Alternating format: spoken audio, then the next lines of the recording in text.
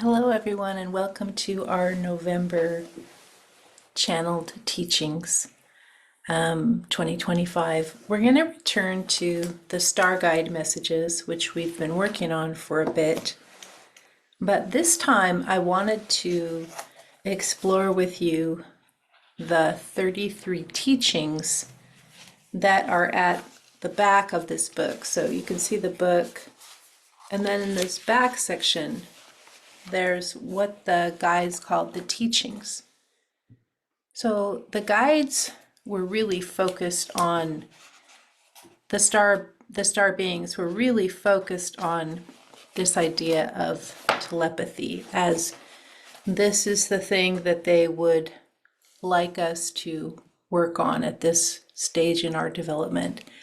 And this is a kind of new understanding or a new skill or a new tool that some of you, in fact lots of you listening to this, are already well along the way to practicing telepathy, working with it, and seeing how far you can get in telepathy. Others of you are just kind of just getting to the idea of it. So what I wanted to do today, and this is going to be the last of the Star Guide teachings. Next month, we're going to do our annual forecast, which is from a different guide group. And then we'll just see what happens after that. I have not been notified by the guides as to what we're going to be focusing on. Some of you are aware that a new book, I've just finished a new book, The Shaman Circle. And so this, it's available now on ebook or Kindle, but it's probably will be available as paperback in the next week. But this completes the trilogy of the Intuitive Path, the Mystic Way, and now the Shaman Circle. So for those of you who want to learn specifically how to do the techniques that I teach in terms of working with the guides, working with spiritual intuition, those 3 books, that trilogy, is the handbook of technique. If you go into those books, you will discover written out exactly how to do what I call the long form. For any skill in spiritual intuition that you want, those books are expected to be a guidebook that you have with you, and like, how do I do this? Oh, let me see. So that book is coming out. I don't know if we'll be focusing heavily on that book in the next year, or if something else will be happening. We'll just see how it goes. So for today, I wanted to read a little bit from the Star Guide messages, their last call for, their last hurrah for, and it's just called Why Telepathy Matters. If you can't coerce or sway another person to your point of view, why bother working with telepathy? If you can't relate what another being is telling you to your own experience, why bother trying? If the way meaning is sent is so foreign between species, why make the attempt? In a nutshell, telepathy matters because this is where you'll discover the language of oneness. It is egoic to think that the human experience on Gaia, the human perception and way of thinking, is superior to the perception and understanding of other species. By egoic, we mean the false sense of separation from the whole. If you believe that humans are more important than other species, this is arrogance, and this is also separation. If you struggle to understand oneness and your part in it, you may benefit from this idea. You are unique but part of. You are each as unique as a drop of water, but you are also part of the ocean. In the same way, you as a human are part of the living body of Gaia, the same as your ear is a part of your body. Unique, but part of. This is also how it is off-planet beyond Gaia. You're part of oneness. You're unique with your own thoughts to a degree and your own ability to choose at some level. You are free in oneness because this is how it is. You cannot be free when you think of yourself as alone, apart, distinct from, or better than, because this is not how it is. Telepathy matters because it helps you understand your part of oneness. Of course, you're a creature of your time and place. Of course, these ideas of culture, mainstream and dominant belief hold sway and affects your ability to understand. Of course, your cultural filters affect who you are and how you see yourself. All of this affects you, but it's also just chatter on the wind. If you want to be free, you must liberate yourself from these filters. It's a long process that may take many lifetimes. You may liberate yourself from one cultural filter in one lifetime, and then in another lifetime, you liberate yourself from another filter. This is why you are here. It is your path of soul growth. It's the soul's journey to take off all the filters and to know yourself as one. In the human experience, you forget everything when you're born and spend your entire life trying to remember again. Telepathy helps open your mind and drop your filters of culture and experience. Telepathy also helps you meld in oneness with other species, and this helps you remember your true nature. When you understand what conscious beings in other species understand and express, you have a clearer idea of your own piece of belonging as a human in relationship to other species. You see that you are just one of millions of billions, all intelligent, all conscious, inhabiting the same planet, which is actually a living body. This is Gaia. It is your body, and you're part of it, as are all of the other millions of species and billions of beings that are also part of this living body. So I'll stop there with this part. There's quite a bit more, but prior to this book, we've already covered this idea of communicating with other humans, but there's quite a bit around telepathy with animals, plant and crystal communication. And my suggestion is you just try. Like, this isn't something you don't know how to do, or that we don't know how to do. This is something you can go into meditation and you can experiment with. What does it mean to connect, and how do I do it? And you just go in and ask your guides to assist you. It's really not something you have to study a lot in terms of, you study some books to get the gist of it, or you do some practices to get the gist of it. But this idea of experimenting or practicing, that is really your responsibility. Like, if you're a spiritual person and you're not spending time deeply connecting into oneness and seeing how far you can go, I would sort of question, why not? When I speak with a lot of you will say, oh, I'm studying, this path or that path. And I think that's good.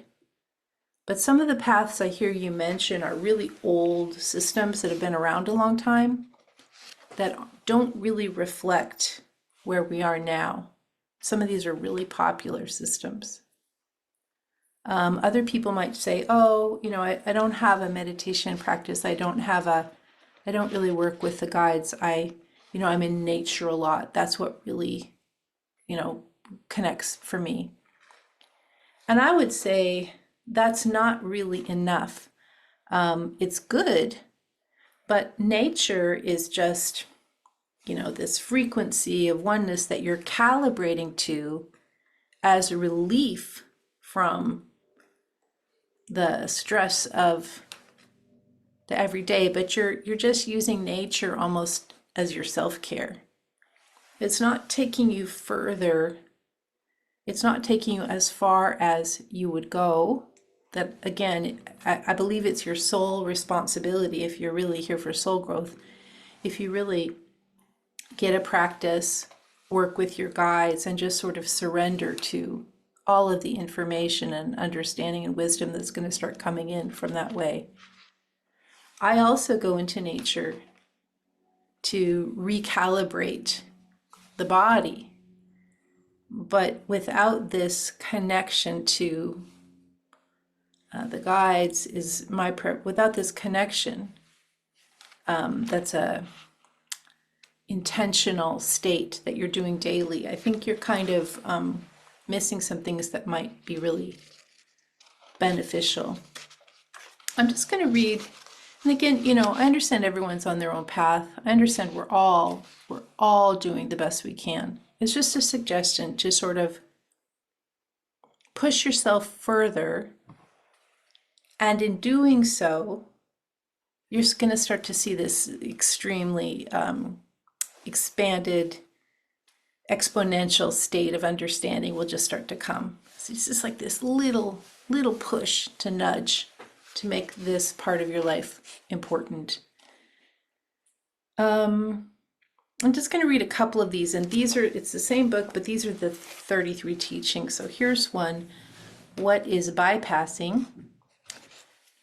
A very easy way to feel okay and to live a life that is thoroughly unexamined is to commit to a dogma.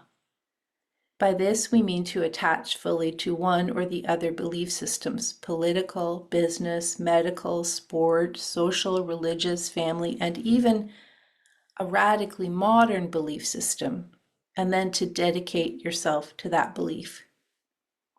When you follow a dogma, all questions are answered for you. When you have no questions, you always have the right answer. When you make all your decisions based on the belief system, everything is simple. All your thinking has been done for you. All your ability to consider has been bypassed. However, none of it is real. You are shuffling on a false path. However, the time of the pundit is ending. Dogma does not serve. Humans are moving quickly away from religion, cult, dogma. You do not need to follow anyone. Your soul knows the way. And again, this kind of reflects or resonates with this idea of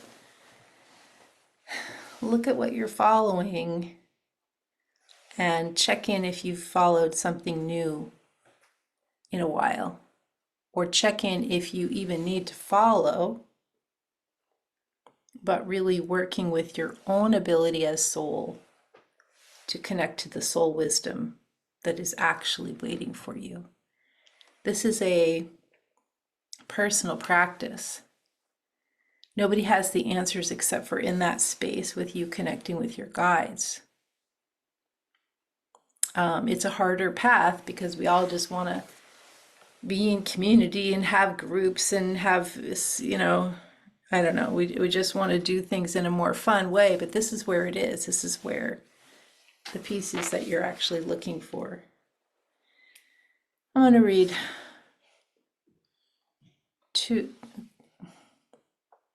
I'll read this one. What is good? There is a great deal of misunderstanding about the idea of vibration or frequency. Your vibration or frequency is not a measure of being good. It does not matter if you are good or bad or any shade of gray in between. It does not matter if your vibration is high or low. It does not matter if your chakras are open or if you have worked through your past trauma. None of it matters. Your levels of morality or moral understanding or even of energetic resonance are incorrect. You are whole as you are. There is no place to go outside of who you are right now. It is the perfect starting point. It is the perfect ending point. It is absolutely enough. So much of what you think of as good is really not better. Good is not being nice, not being passive, not putting on false joy. Good is not important. What is important is accepting yourself fully as you are in this moment and loving that. You know, that really goes against all that we're taught by